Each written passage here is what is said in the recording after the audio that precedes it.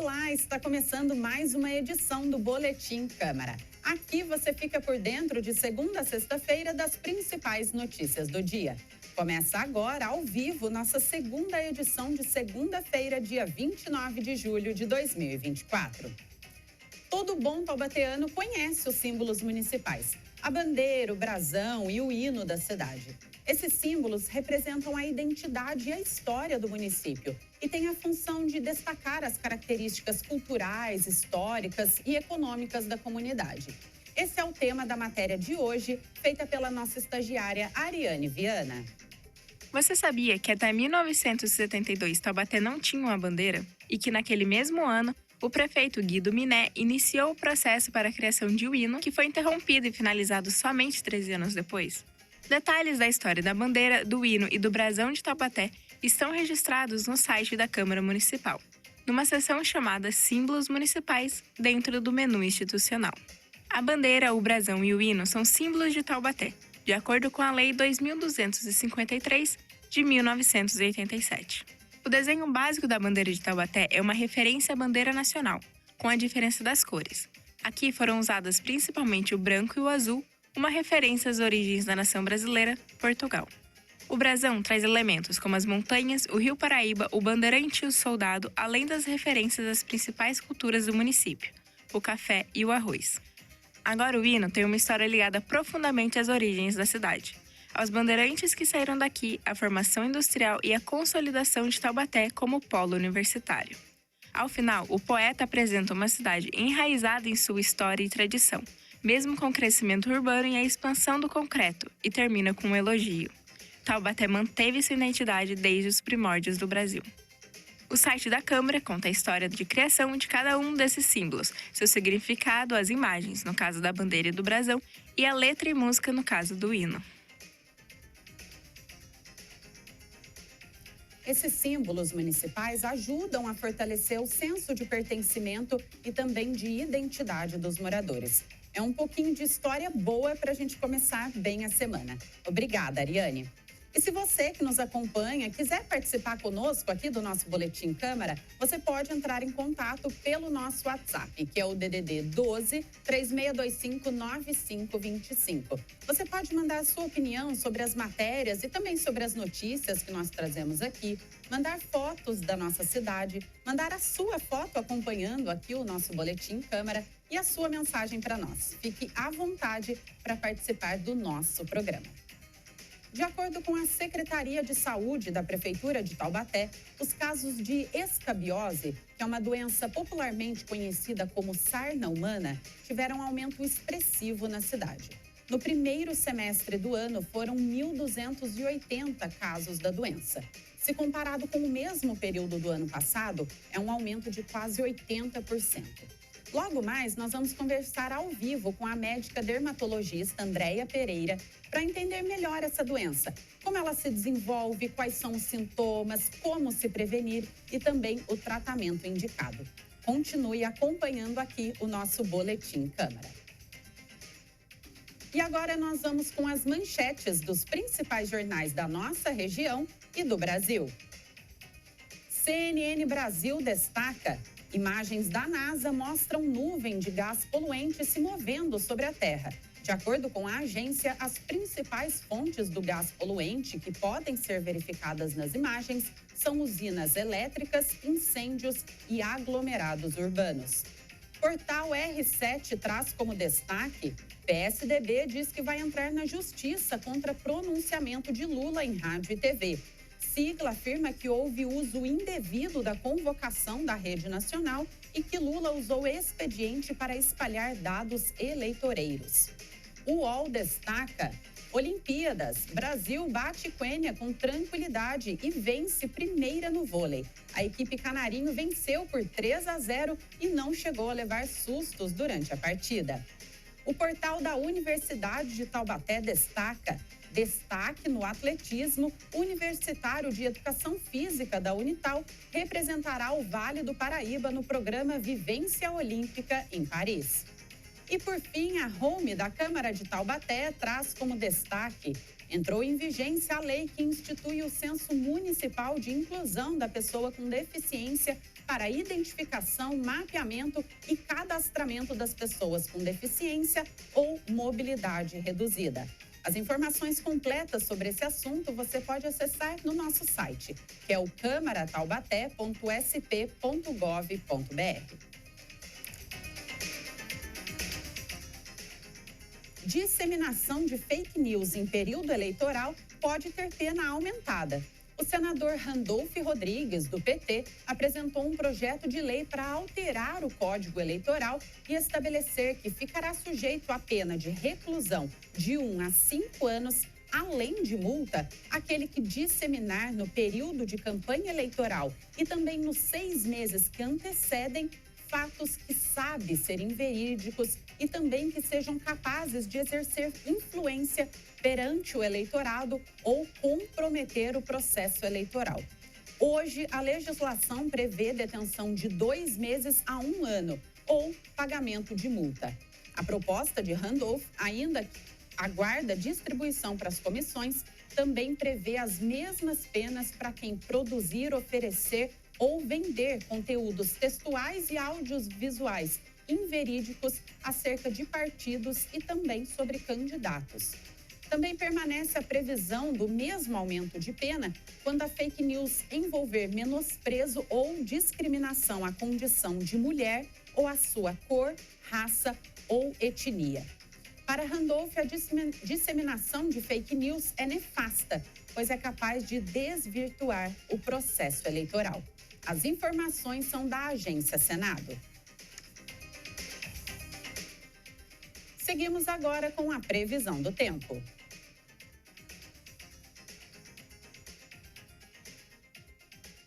Vamos então com a previsão do tempo para terça-feira. Como eu adiantei para você na primeira edição aqui do nosso Boletim Câmara, nós vamos ter uma mudança brusca na temperatura amanhã. A terça-feira vai ser nublada, com possibilidade de garoa durante todo o dia e chuva à noite. A temperatura vai despencar e as máximas ficam na casa dos 19 graus. Com a chuva, a umidade relativa do ar aumenta e fica entre 80% e 90%. Essa é a parte boa da notícia, né? A nossa saúde agradece. A variação de temperatura é menor, ou seja, a diferença entre as máximas e as mínimas diminui. Durante a madrugada, os termômetros chegam a 14 graus.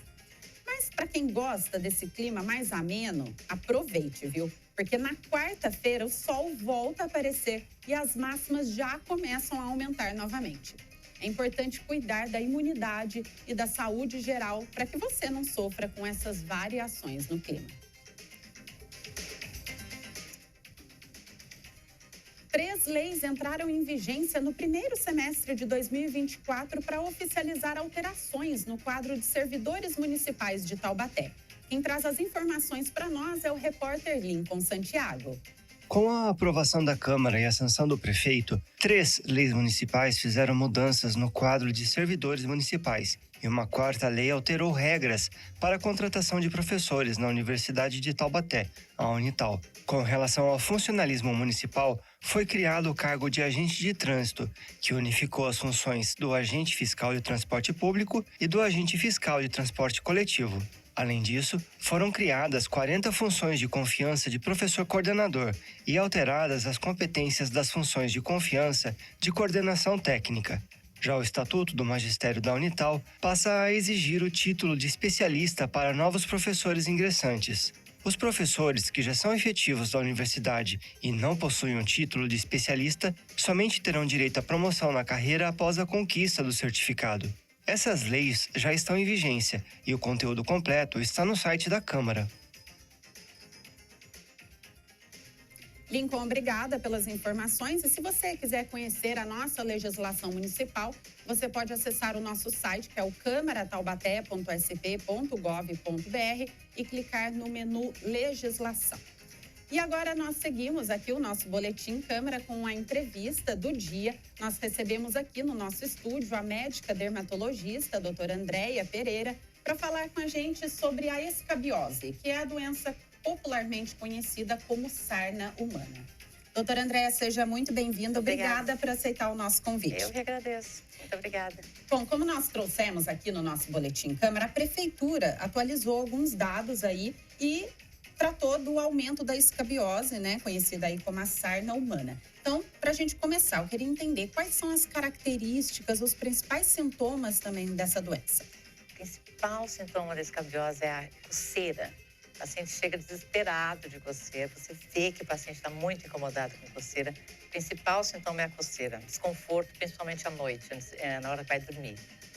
Durante a noite. Esse é o primeiro sintoma que aparece? Sim, geralmente é o primeiro sintoma. Depois da coceira podem começar a aparecer umas pápulas, umas bolinhas, umas crostinhas na pele, mas não necessariamente. O paciente às vezes tem só coceira, não tem mais nada. Você investiga o corpo todo e não apresenta. Geralmente tem uns pontinhos com crostinha, mas não necessariamente.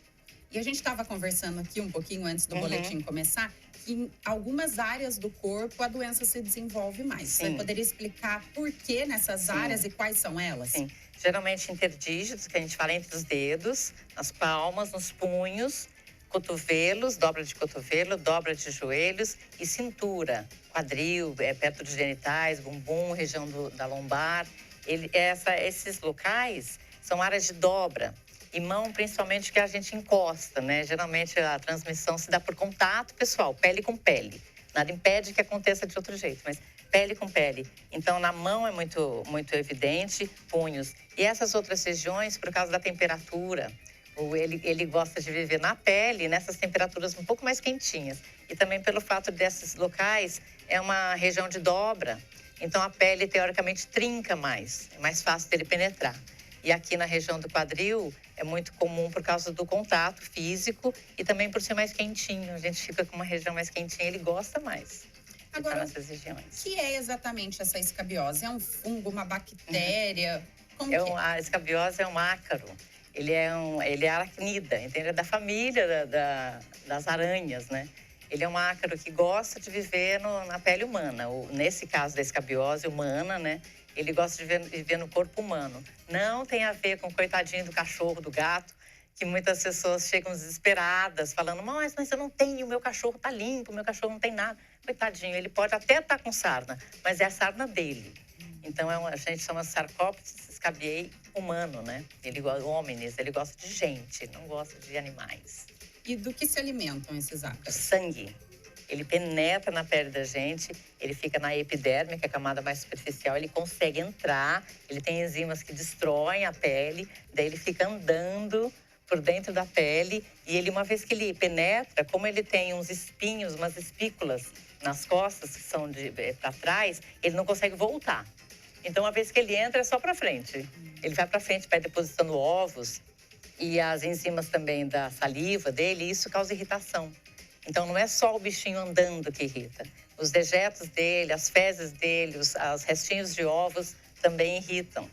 É uma coceira infernal. Significa, então, que a contaminação pode ser ali na mão, mas se espalha pelo corpo. Se espalha pelo corpo, sim. E como que é feita essa contaminação? Você já falou do contato da pele com pele e principalmente a transmissão. Eu preciso do contato com alguém ou com algo. Geralmente, pele com pele. Mas não necessariamente. Ele pode viver no ambiente mais ou menos até 72 horas sem comer, sem sangue. Então, eu posso encostar, eu posso estar no local que alguém estivesse muito infectado e eu pegar. Não tem a ver com as pessoas têm muito medo de falar que tem a ver com a sujeira, né? Elas acham que escabiose é uma doença de gente suja. Não é. Você não tem culpa de ter pegado escabiose. Pode acontecer. Mais comum, se você tiver um contato mão a mão, pele a pele, com quem está infestado. Mas não necessariamente. Em superfícies, então, também é possível. Sim, uma mesa, um lençol. É possível, desde que tenha bastante ácaro ali. Roupa, né? Roupa que você empresta, minha roupa empresta meu casaco, você está infectado ou de quem você recebeu, tá? É comum. Daí mais fácil ainda, porque está em íntimo contato. E mais tempo, né? Aqui eu posso encostar a mão, tô menos tempo. Mas se eu tô sentado num lugar que tem muito ácaro, eu posso pegar. É mais difícil de atravessar pela roupa. Mas uma vez que a roupa está em contato com a minha pele, é mais fácil. É possível eu ter contato com esse ácaro, não desenvolver a doença ou nenhum sintoma e passar para uma outra pessoa? Não, porque se você entrou em contato com ele e ele entrou em você, você vai ter sintoma. A não ser que você tenha entrado em contato assim, mas daí a gente nem sabe direito.